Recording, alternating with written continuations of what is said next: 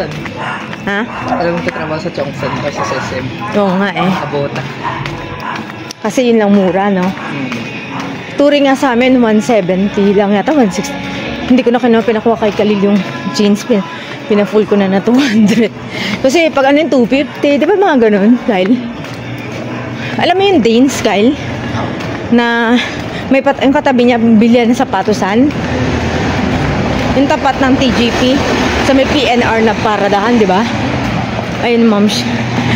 Baba kami ni Khalil. Pupunta kami sa Save More Happy Homes. May mga bibiling kaming groceries kasi baka matuloy yung bagyo. Maganda na yung naka-grocery na at market. Ayan. Dito na kami sa baba, moms. Nauna na yung mister ko, nakamotor eh. Agaw dilim na. Yan, tapos, ano pa nakalagay dyan?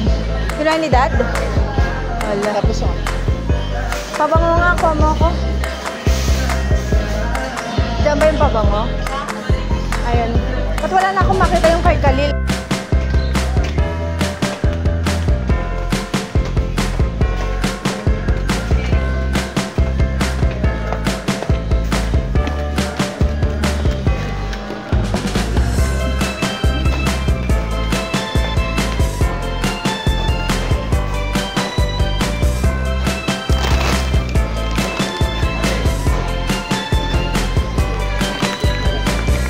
Kala ko, pilot eh. Nagmukha akong amoy akong lalaki.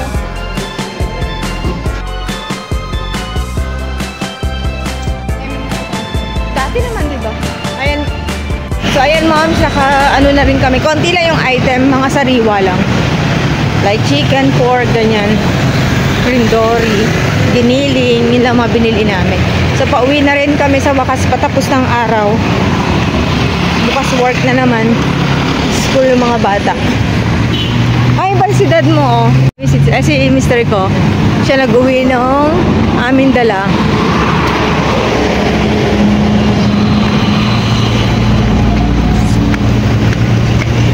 Traffic na yung mister ko, ma'am siya. Ipit siya sa traffic. Ipit siya sa traffic, ne?